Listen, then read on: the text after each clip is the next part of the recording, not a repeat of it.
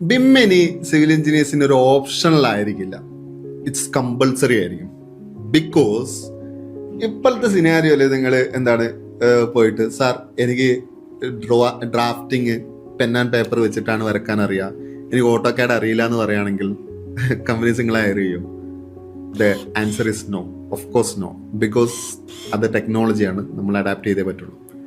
Let's say ഒരു 3 years, maximum of 3 years, okay. ആ ഒരു ടൈമിനുള്ളിൽ കമ്പനീസിൽ നിങ്ങൾക്ക് ബിം അറിയില്ല എന്നുള്ള രീതിയിലാണ് നിങ്ങൾ പോകുന്നുണ്ടെങ്കിൽ നിങ്ങൾ ഒരു സിവിൽ എഞ്ചിനീയർ ആയിട്ട് ആൾക്കാർ കൺസിഡർ ചെയ്യില്ല.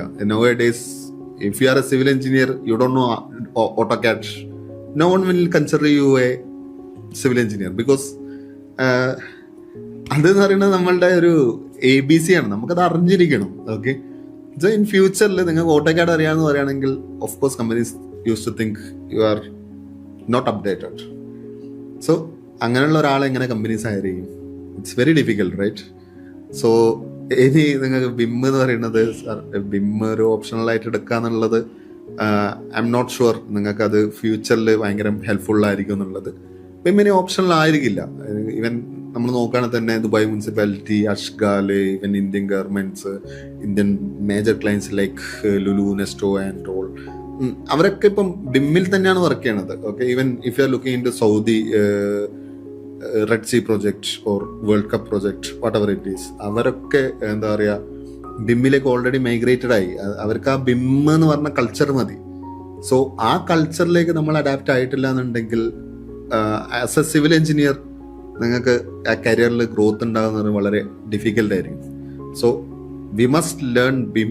അതർവൈസ് ഈവൻ എന്താ പറയുക ഡ്രാഫ്റ്റിംഗ് മാത്രമല്ല, ആസ് എ നമുക്കൊരു ഡ്രോയിങ് കിട്ടുകയാണെങ്കിൽ പോലും ആ ഡ്രോയിങ് റെവിറ്റിലായിരിക്കും വരിക അല്ലെങ്കിൽ ബിമ്മിലായിരിക്കും വരിക. അത് റീഡ് ഔട്ട് ചെയ്യണം. അത് റീഡ് ഔട്ട് ചെയ്തിട്ട് കാര്യങ്ങൾ മനസ്സിലാക്കുക എന്നുള്ളത് വളരെ ഇമ്പോർട്ടൻ്റ് ആയിട്ടുള്ള കാര്യമാണ്. സോ അത് നമുക്ക് ഇനിയൊരു ഓപ്ഷണലായിട്ട് അത് എഗെയിൻ ഓട്ടോകാഡിലേക്ക് മാറ്റിയിട്ട് ചെയ്യാന്നൊക്കെ പറയുന്നത് no one will accept it.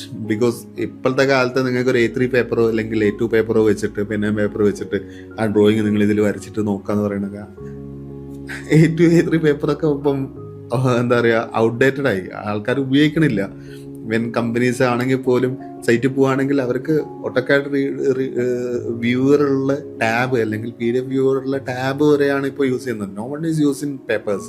So അതാണ് ടെക്നോളജി. അത് നമ്മൾ ആക്സെപ്റ്റ് ചെയ്തിട്ടില്ലെങ്കിൽ ഐ എം ഷുവർ നമ്മൾ ഒരു പർട്ടിക്കുലർ ടൈമിൽ ഫീൽഡിൽ നിന്ന് ഔട്ടായി പോകും. Okay, so we must learn beam.